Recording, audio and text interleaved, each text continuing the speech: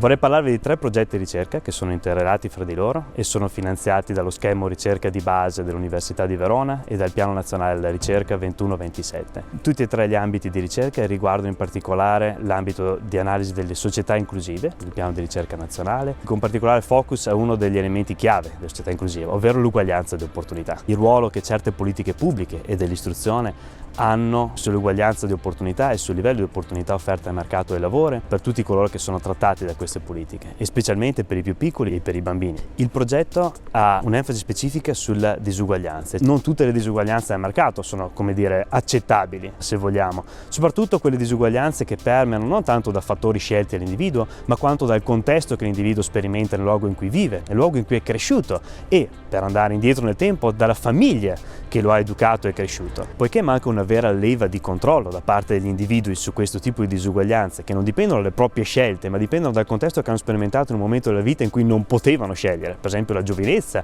o l'infanzia, è sensato pensare che sia necessario compensare gli individui per questo tipo di disuguaglianze che permeano nel mercato del lavoro. Il vero problema a cui fanno fronte gli economisti è come fare, come ridistribuire le risorse in maniera tale da preservare l'efficienza e ridurre queste disuguaglianze ingiuste. Quello che fa il progetto è esattamente focalizzarsi su alcune politiche dell'istruzione, cioè politiche che hanno avuto luogo quando le persone trattate erano molto giovani, e vedere poi gli outcome, gli effetti di queste politiche quando queste persone poi entrano nel mercato del lavoro, quindi molti anni dopo essere stati esposti. Politiche educative che hanno avuto luogo in Italia, in Francia e in Svezia. Il nostro obiettivo è quello di raccogliere attraverso questi dati evidenza causale a proposito dell'effetto di queste politiche sul capitale umano e sui redditi delle persone trattate. La prima politica che guardiamo riguarda il caso italiano e soprattutto con riferimento al piano straordinario per lo sviluppo dei servizi alla prima infanzia che è stato emanato dalla legge di bilancio del 2007.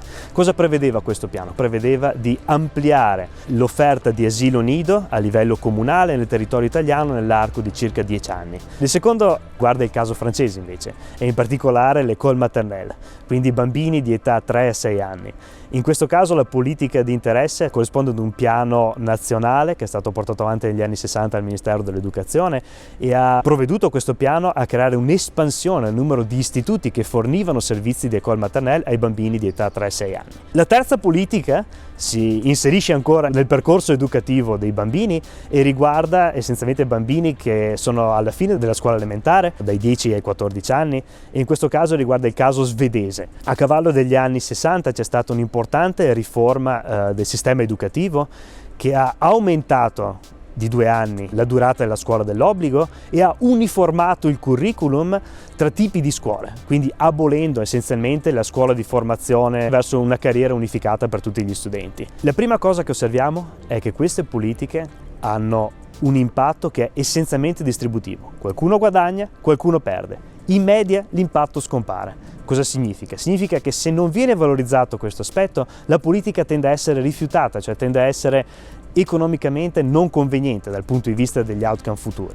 Secondo, le politiche hanno un qualche effetto sulla riduzione del gap ingiusto, cioè legato al background familiare degli individui, e l'effetto sembra essere più forte per politiche che hanno luogo prima, cioè un'espansione dei servizi scolastici che ha luogo molto presto durante la vita degli individui sembra essere di maggior beneficio a coloro che vengono da famiglie più povere rispetto a chi proviene da famiglie medie o più ricche rispetto a politiche che hanno luogo più tardi. Punto di interesse di questo progetto è che utilizza evidenza su differenti paesi europei, Italia, Francia e Svezia. Grazie a questi eventi che sono accaduti in certi momenti storici, in certi luoghi, possiamo quindi sfruttare un elemento di causalità sottostante a questi eventi per identificare gli effetti di interesse, quindi identificare gli effetti di queste politiche sugli outcome di lungo periodo dei bambini. La ricerca continua anche per i bambini all'Università di Verona, nonostante la pandemia.